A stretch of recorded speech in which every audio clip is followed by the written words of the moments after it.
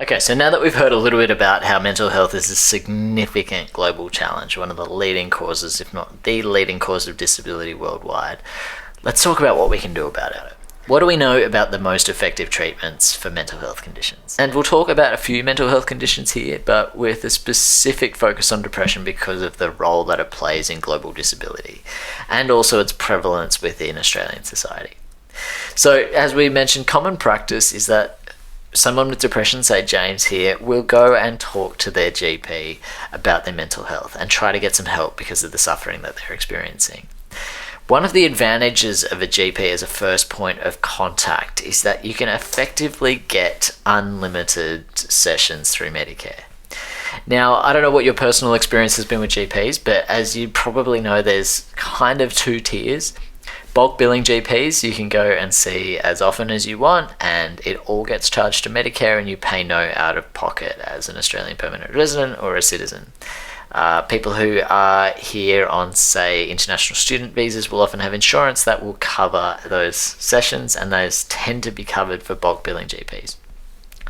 Now, Medicare pays something like $30 a session for you to go and see your GP, and some GPs want to earn more money than that. They have enough demand, they've got a nice practice, they've got a reason to believe that they can charge more, in which case sometimes you will pay a little bit of money on top of that. Most doctors, this isn't more than like 30 or 40 bucks once you take out the Medicare rebate. So James can see his GP, if he's a bulk billing GP, as often as he wants, and that's totally free.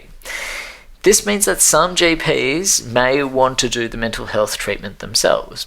And some GPs do have specialist training in mental health, and they're trained in evidence-based treatment for mental health. And they'll do longer appointments for people like James so that they can do the treatment and James doesn't have to pay for anything. Most GPs, though, work to 7 to 15 minute billable sessions, like a longer appointment might be like 20 minutes, and to try to help as many patients as they can each day. As a result, it's quite difficult to help someone with a mental health condition to deliver treatment when you're only working in short time slots. So as a result, and because there is some evidence to suggest that they're helpful, GPs will often prescribe medication as a treatment for mental health conditions.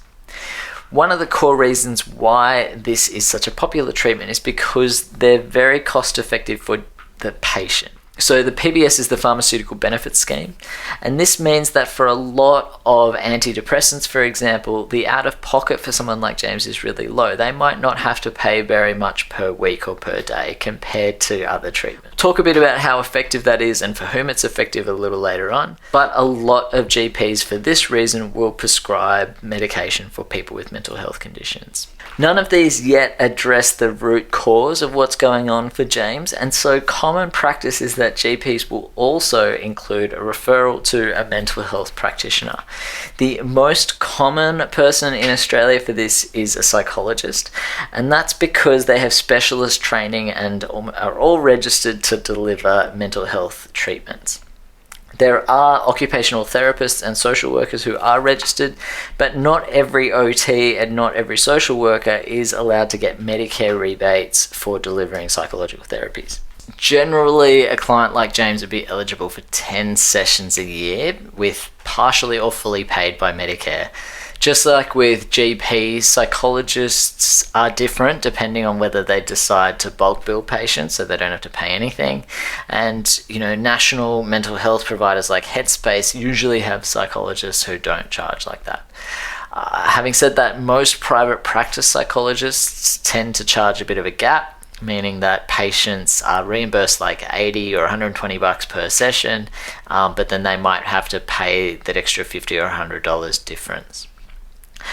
The gap is different for two different types of psychologists. So a clinical psychologist is someone with it usually has a master's in clinical psychology, which means they're focused and they've got postgraduate training in how to deliver specific evidence-based psychological therapies for mental health conditions. A psychologist, on the other hand, might be trained a bit more generally. They're not specifically always focused on treating mental health conditions, but they could be generally registered or go through a different process of training. So it's a little bit controversial because psychologists can be specifically focused on mental health, but unless they're a clinical psychologist, they don't get the same rebate. It's about $120 for a clinical psych and about $80 for a psychologist. So I guess the analogy could be that maybe some physios who have specialist training might be seen as experts in a particular type of musculoskeletal problem, and they might get different rebates or different referral streams than an exercise physiologist who works more generally in chronic health conditions. That might be a reasonable analogy. To extend that analogy, there are people who call themselves psychotherapists. These aren't psychologists. These are kind of like the personal trainers of the world who aren't necessarily accredited.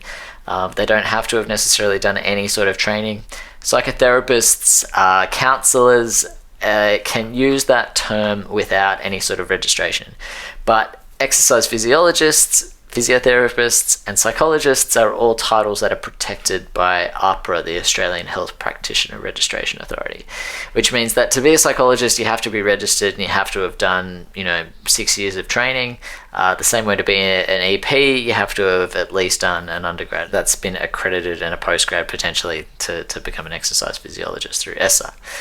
So that's the standard practice. A client like James will go to their GP. The GP could treat them, but most of the time they won't.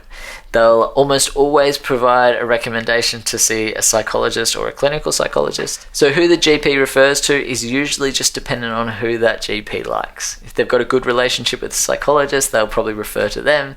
If they've got a clinical psychologist that's been doing really good work, they could refer to them. It can depend on the fit between the person or the problem and the psychologist. Some psychologists have specialist areas where they like to focus on a particular type of anxiety disorder or depression or eating disorders. And they might be known to that GP as having a focus on that type of problem, or they might be really good at working with young people or old people and be good at that. Typically, if it is a severe mental health condition like severe depression, schizophrenia, bipolar, or an eating disorder, they will go to a clinical psychologist because they're just more likely to have had specialist training in that area. But like I said, that's controversial because I know some psychologists who have been practicing for 50 years and have a very acute focus on particular mental illness. They will not recommend that someone goes to see a counsellor or a psychotherapist because they aren't registered to get Medicare rebates and they're not necessarily trained. They don't necessarily deliver evidence-based treatments. They will, however, sometimes refer clients to give them a prescription to go get some medication for their therapies because for some disorders, medications are excellent. For others, they're a little bit more controversial. So why is this standard practice? Why is this what everyone does? And why are these the things that Medicare is funding? Well, that's largely because the top level evidence suggests that these strategies are effective for many mental health conditions. So if we have a look at our hierarchy of scientific evidence, as you know, the meta-analyses and systematic reviews at the top here tend to be the strongest causal evidence. If things are supported by these, then they tend to be pretty effective ways to go. Things that are supported by animal studies or cross-sectional studies tend to be not so effective. Let's have a look at a couple of big meta-analyses to get a high-level understanding of how effective some of these treatments are. So this is a massive meta-analysis that was published, I think, in the Lancet, and it's showing what is the effect of a antidepressant medication for someone with depression. It's a summary of over 500 trials, 100,000 participants. It's a pretty massive study, and you can see that almost all the drugs are effective or more effective than a placebo. A 1 odds ratio here means that there's the same chance of you halving someone's score on depression compared to a placebo. And you can see some of the drugs double your odds. So a lot of people do get better with depression across time, but they're saying that there's twice as big a chance of that happening if you're taking certain medications. So this is, if we kind of zoom in, and even the most common drugs like fluoxetine is very common. Even these drugs that tend to not be as effective are still improving someone's chances of recovering from depression by about 50%.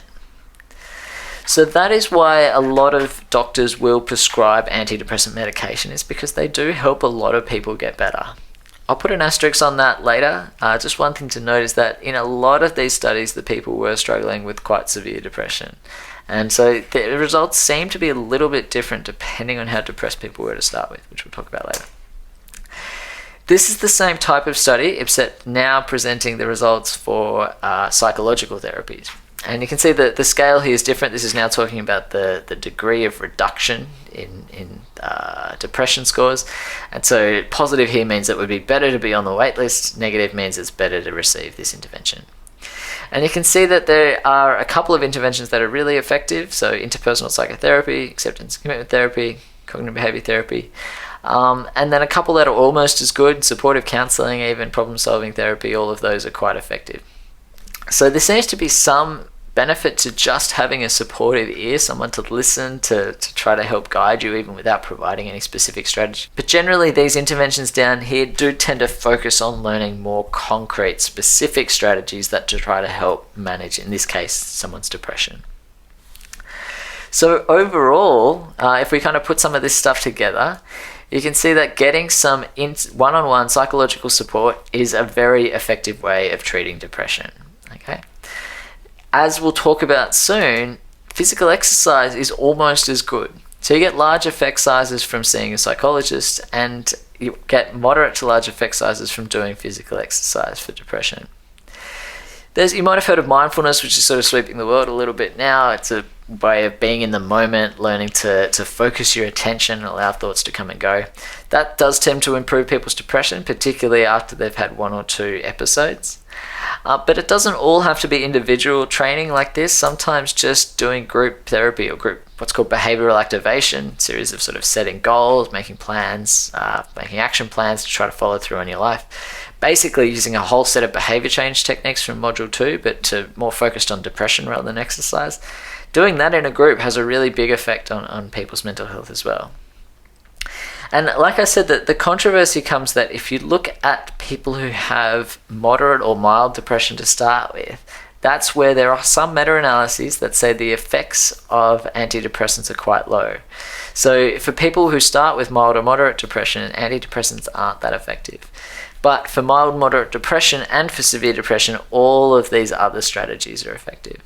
So based on sort of all of this put together, it does seem like if you've got someone with severe depression, then yes, antidepressants, one-to-one support, physical exercise, mindfulness, group therapy. And if you've got someone with mild to moderate depression, then maybe you can drop the antidepressants.